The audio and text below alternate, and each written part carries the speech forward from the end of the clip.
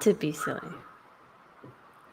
I know, but it's time now for me to be a different type of silly person. I should be. Shh, okay, stop. Right.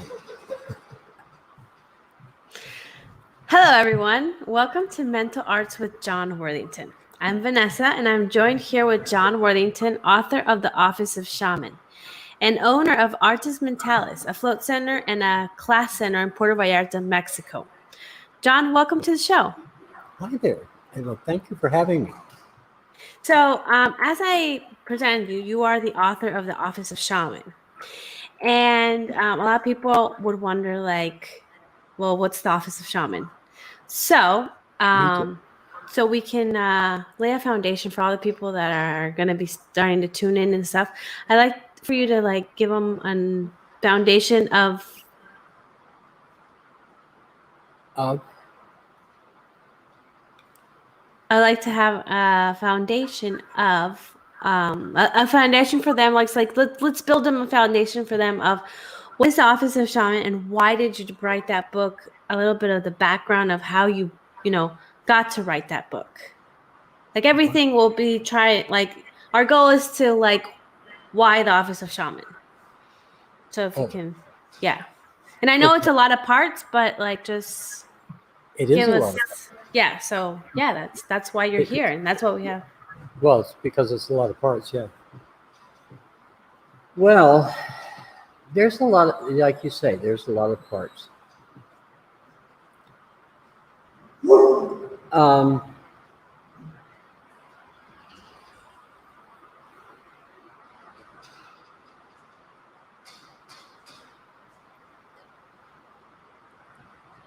that book started a long time ago. It started a long time before it was written. Actually, it sat in my head and marinated and cooked and so forth without me necessarily thinking about it an awful lot. I knew it was there. I knew I had to get it out, but I didn't know what it was yet for a long time. And what it really was about was writing down what it was that I could see as an alternative uh, belief structure that allowed everything to stay in place, but yet gave us a way to see those things that are in place differently. Um, for instance, I don't care if somebody's chocolate or vanilla or Baptist or Methodist or Jehovah's Witness or Buddhist or Shinto or whatever. They all have brains, and all those Mm-hmm. brains are like biological computers. That's just how that is, and it's been that way for as long as there's been people. Actually, that's kind of a defining part of being a people is that you have a brain, and it is designed to do certain things. It's designed essentially to be a general purpose computer. Now, the thing is that people have always thought about learning things and learning strange and wonderful things because that's what people like to do, I think. And so there's always been this position in society for as long as there's been society of any variety. There's always been this position that we now these days call the shaman. In Mexico, sometimes he's called the curandero, or sometimes he's called the massage person, or sometimes he's called the the nutritionist, and sometimes so on. But they still exist in these cultures and in these societies. Uh, they knew what plants out there in the woods you could get to take care of what kind of stuff. If you took it often enough and enough of it, they'd probably pretty much do the same thing as what anything you get from the pharmacy because they had lots of years and generations to put all that together and make it work. Well, the thing is that the shaman guy, well, he grew up in society. Now we call them bankers and lawyers and judges and stuff like that. Uh, I don't know if we could call politicians shamans or not. They're not necessarily the brightest light bulbs in the chandelier, you know. But nonetheless, that's what this book is about. Is about why it is and how it is that all of us, every one of us, know all the same things that a shaman does, or whatever a shaman is. That we all know the same stuff, because whatever he used to get to wherever he did, well, it's all available to us too. It's self-evident. It has to be, because he didn't read it nowhere. And as Mm-hmm. far as I know, when you get babies, they do not come with instruction manuals. No, they don't. I- It's a sad state of affairs, but they don't come with an instruction manual, and it's really impossible to know what all they're capable of. Even if you've been forewarned, it's like it's surrounding or surprising as you like. It's like, wow, look at that! This little rug rat can do. Uh, how could the rug rat get to? Oh, come on, really? An eighth month trying to rearrange furniture, you mean? Yeah, those kinds of things. You know, yeah, Mm-hmm. whatever, all those kinds of things. Anyway, the reason why I wrote that was because it, to me it was a good idea to get it out of my head and get it onto some paper, because that way I didn't have to hold it in my head anymore. So that's the real reason I wrote it. But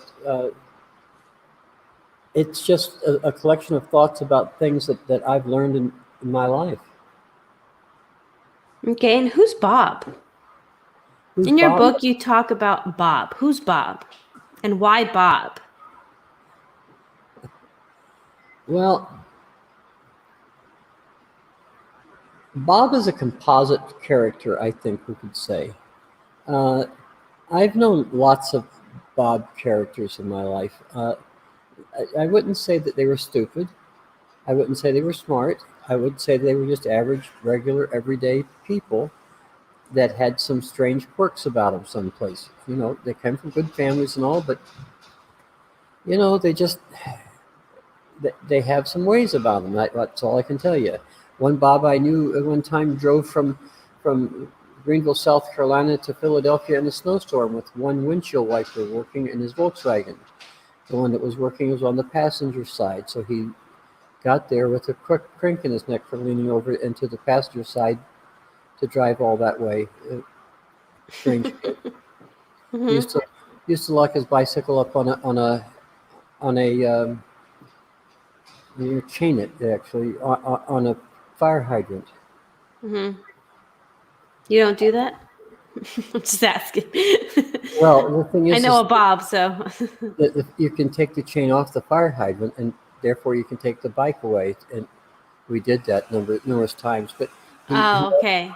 but he always had an excuse for it. He always said, "Well, look, when I get done with work, I don't have to work so hard to take the bike off the locking it. I can just lift the chain off the fire hydrant." Okay. Made perfect sense. Mm-hmm. In his head, probably.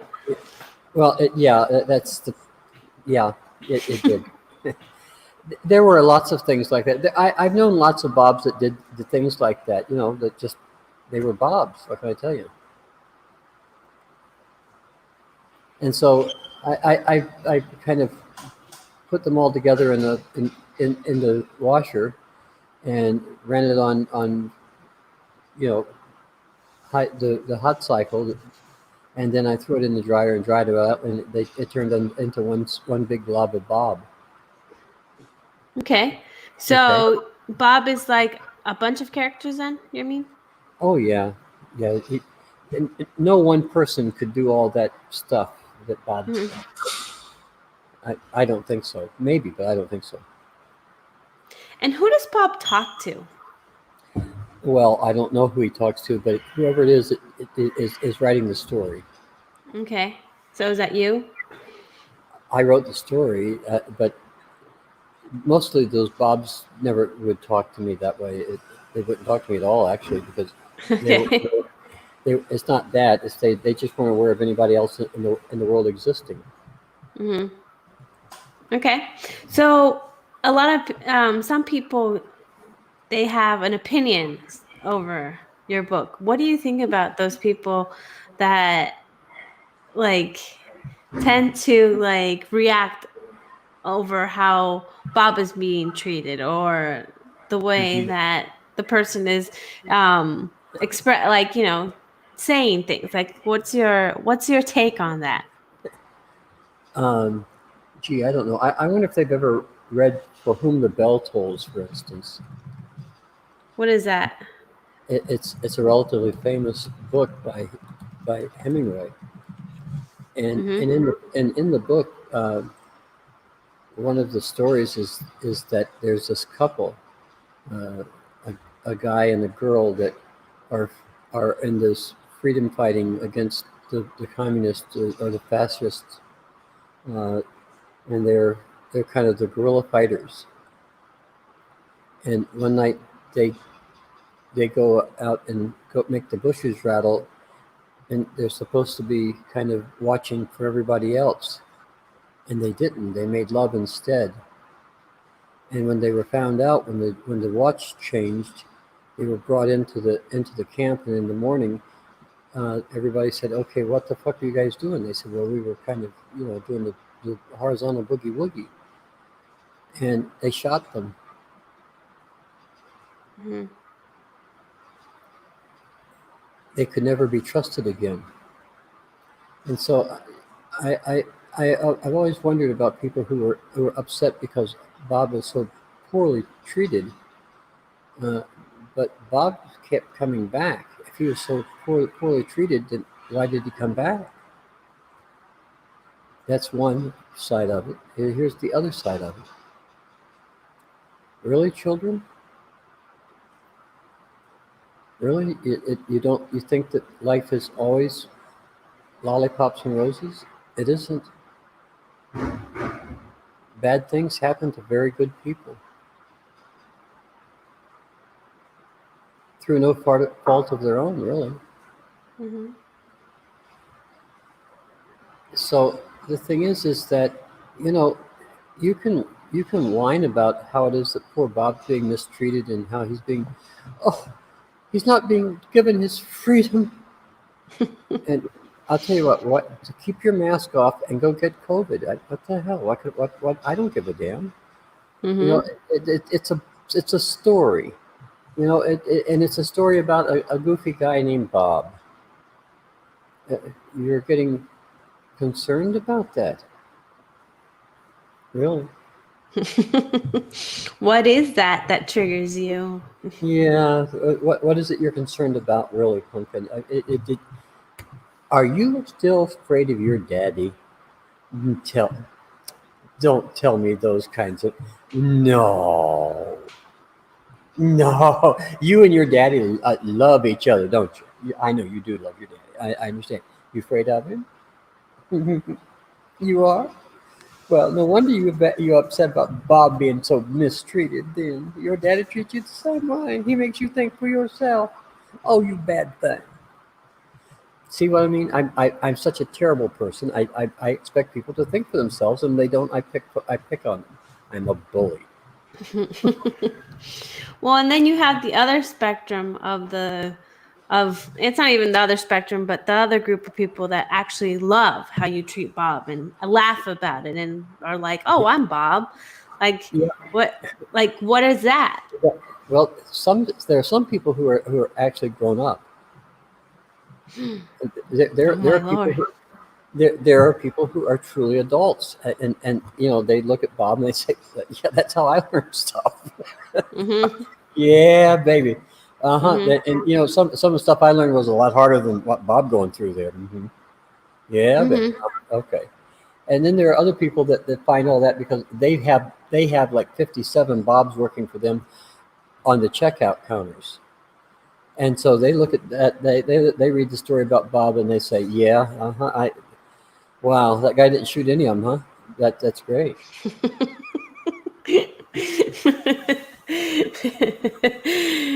Because you see, the thing is what the story is about. It's about how to go from being that kind of incompetent consciousness that Bob represents in the early going of the story to unconscious competence, which Bob represents in the later part of the story. And the other half of the book is the map of getting there. When you see the map of getting there, and like we said at the beginning, it's a lot of pieces and everything, and that's why you wrote the book. That map, what is that actually like? Because I know that because of that map, you have now a series of classes that you teach based on what happens to Bob in the story, or Well, it's where Bob goes, or stuff like that. So can you not tell us a little really. bit more of that? Yeah, but it's not really about any of that. That it's just Okay, well, that's why you're telling it and not me. see. You're right. No. Wow. Who Mark knew? that one on the calendar. No, I know. We'll put you big red and purple letters on this one here because Please. With Vanessa neon was fine with lights. that. Yeah. Okay. All right. So ask that question in a single piece then. Oh, how dare you.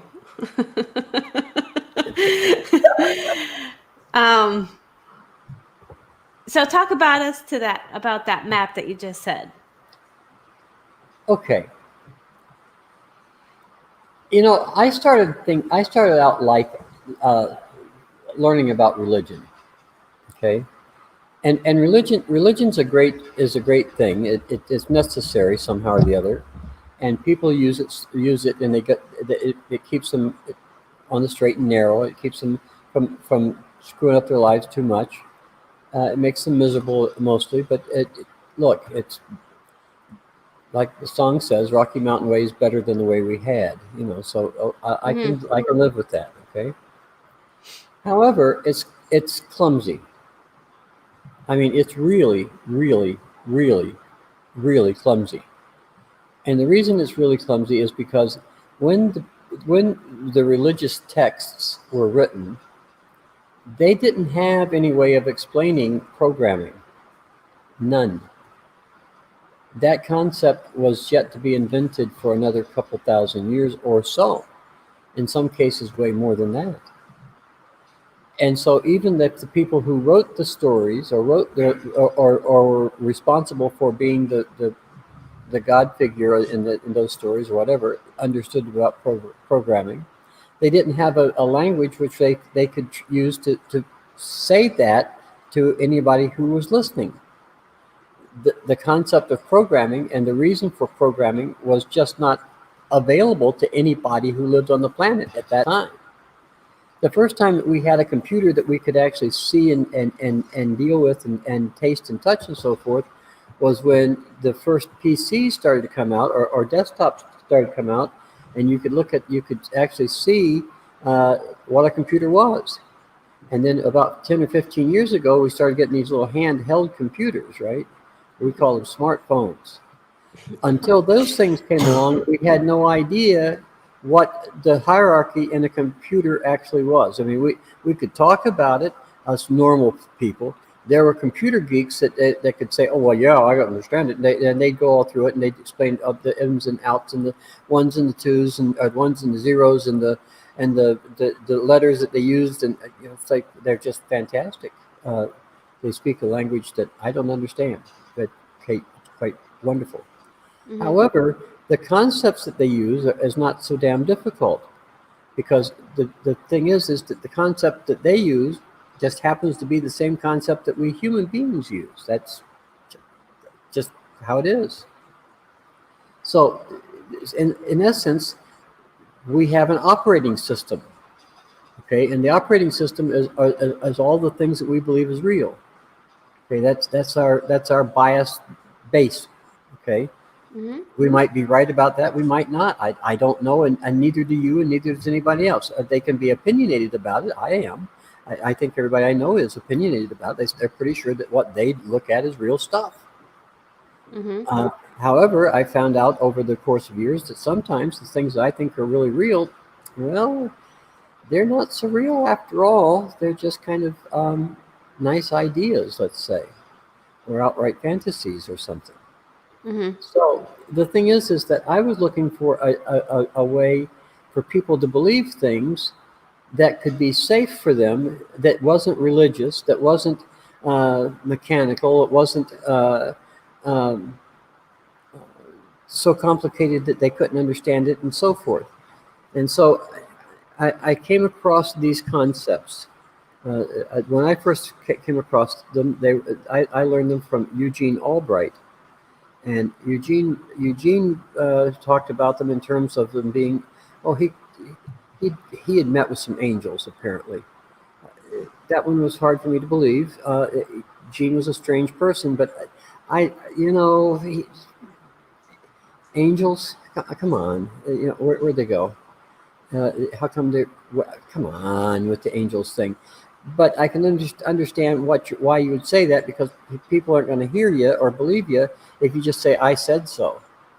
Okay, I've tried that, and it has never worked for me. And I've been doing it for years now, and I've been thinking, well, if I say so, people will at least go look at it. No, they don't really. You can write it down in the book; they won't go look at it. It's really, you You're can't. waiting for the DVD. Yeah, well, exactly, and you can't really blame them. I don't. I mean, what the hell? This is kind of a geeky, nerdy type of idea to begin with. You have to be into these kinds of thoughts to be able to even understand it. So here's the thing. I was looking for a way, and so I came across this what I call the playing field, but it wasn't in that form when I met it. Okay, it was a list when I met it. And so I couldn't hold it. It didn't make sense to me as a list. And so eventually I was able to visualize it as a three-dimensional event that takes place all around us all the time.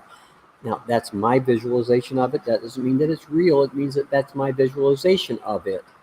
Okay, that's how I visualize it. How you visualize it or how you would use it may be differently, but a tape measure is still a tape measure. And no matter what you use it for, it still tells you the same kinds of information. Mm-hmm. So you're talking about the playing field. I am talking about the playing field. Okay. And so did you say what the playing field was for? Well, what it's for. What it's actually for is it's a device so that we can visually hold some relatively nebulous ideas in a way that we can make use of them.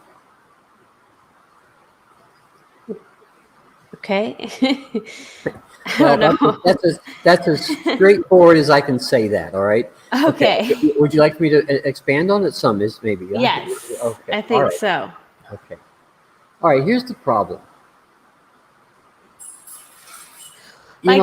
Could you give a real world example?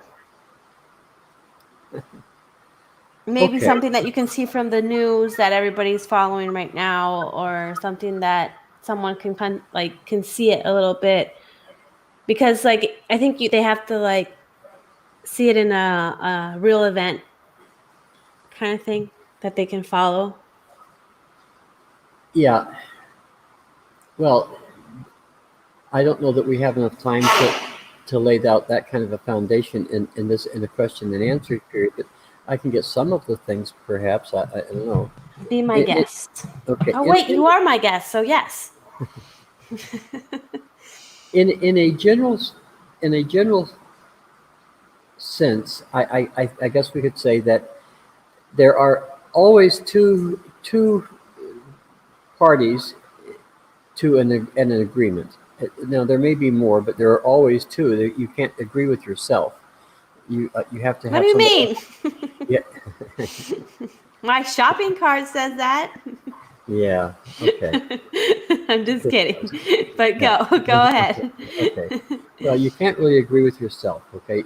You have to agree with somebody else. I mean, that's the nature of that activity. Mm-hmm. And so You're talking about when you're working for someone. I mean, you can't just I'm going to show up to work, kind of thing. You have to have an agriement with that person to go work. Store, if you go to the bank, if you go to the beauty parlor, if you take the kids to school, you have to have agreements to get all those things done. Mm-hmm. Okay, you have to have agreements. You have to jump through the hoops that whatever that thing requires, and Mm-hmm. and you have to demonstrate the agreement is necessary, right? For instance, when Nikki got her driver's license, she had to be able to do certain things. There are certain Mm-hmm. tricks she had to do, right? Yeah. Okay, all right. Well, we've all had to do those tricks, Mm-hmm. more or less. Okay. So anyway, the thing is that that's how the person who says, okay, you're qualified to drive. That's how they know that the agreement has been met. Okay. Mm-hmm. After that, it's up to Nikki to drive slowly and to drive within the speed limit and to drive safely and to make safe turns and to use her turn signals and all those kinds of things. Mm-hmm. Now, To can keep the anybody? agreement, right? Yes, to stay within the agreement of To, of, of of driving. driving. Yes, Right. because if she breaks any of them, then she doesn't have a license to drive. Well, if she breaks any of them, she's not driving. She's doing something else. Mm-hmm. Okay, so that to drive, you have to keep all those rules all the time. Well, okay, Mm-hmm. that's fair. We can do that. People do it, so I can do it. What the hell? Okay, Mm-hmm. so what is that? That's on one side. That somebody has a specific function of driving somewhere. Mm-hmm. Okay? They're at one with themselves. They're in that car. They know the programming of how to turn the car on, how to put it in gear, how to slow it down, stop it, how to speed it up and move along, how to go up and down hills, even if you have a stop sign at the top. All those kinds of things. Okay, they have driving skills. That's a specific function.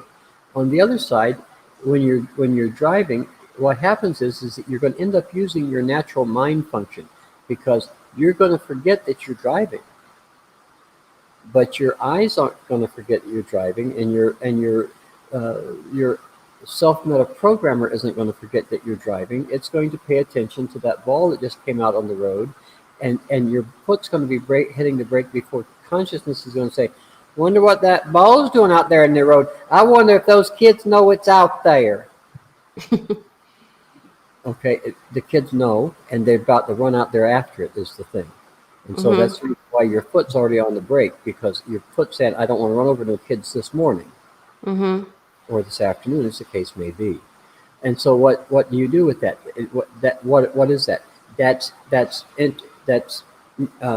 specific function and natural mind function working. Those are places that things actually take place. What's Mm-hmm. taking place there?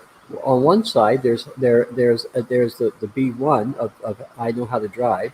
On the other side, there's the harmony of I'm going to drive safely so nobody gets hurt. On the other side of that, on the state side of that, let's say, there's also intuition and empathy. Those are also things to be considered. And so the intuition, the empathy part of it is to say, okay, look, you know, I have to be careful about driving too fast or too slow or anything else because there are other people on the road that also have to go places and do things, and they have the same rights that I do. That's empathetic. The intuitive part is to say, okay, I don't really have the skill set that some of the other people here on the highway do, and so I'm going to drive in this right-hand lane instead of driving very slowly in the left-hand lane. Now, those are examples of those two ideas. But from the state's standpoint, they say, okay, we're going to be empathetic. We're going to pass these laws for you so that you know that if you stop at a stop sign, that way everybody gets a chance to stop and see what else is coming, so we don't just blindly run into the intersection and have accidents. So let's stop it. Let's everybody stop and see what's coming. That's empathetic. Intuitive is that look, when you guys do that, we know that you're gonna, and so we're gonna insist that you have insurance because Just we in know it's case you break one of those. well we know we know that it's not if you do, it's when. Mm-hmm. Because sooner or later you're going to forget that you're driving, and your subconscious is going to have just floated, and you're going to be off in Never Land talking to frickin' dragons or who knows what, and there you are driving home, and you're often in la la and la la la la la la la, and oh boy, that's smarted Mm-hmm. because we know you're going to do that. Mm-hmm. And so intuitively, the state has to make us have insurance. Mm-hmm. And so if we want to drive on the road, we have to agree to all of the state's rules. And if the state wants us to pay them, which they do, for the roads, then they have to make it so that we can drive safely so we don't kill ourselves. Mm-hmm. There's a real time example of all those things going on. Uh, Mm-hmm. and you know what? It didn't need Jesus at all. I Mm-hmm. mean, you can put Jesus in there. I don't mind. But Mm-hmm. it doesn't need Jesus. It knows this isn't about religion. This is about reality. Mm-hmm. Okay, you can believe it or not, you believe things that are not religious. Mm-hmm. I know people who believe that their mommy didn't love them. What do you mean? Mommies love everybody, though. And I know people who are sure that their daddies were mean Grinches. And I've met their daddies, and they're not green.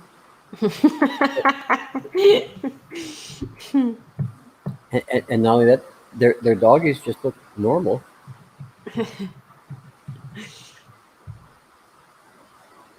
So that's about all you're going to get out of me on that one for tonight, I think. Yeah, no, but that was good though. I think Oh, you're that you welcome. gave us a handful. You gave us more than I was even thinking about for today. So Oh, well, I'm sorry. that was good. You have to tell me how No, much you're thinking about. oh no, that was really good though. Oh, thank you. I feel like we got a lot. And John, thank you for joining us tonight Oh, on you're Mental welcome. Arts with John Worthington. Yep, that would be me. Yeah.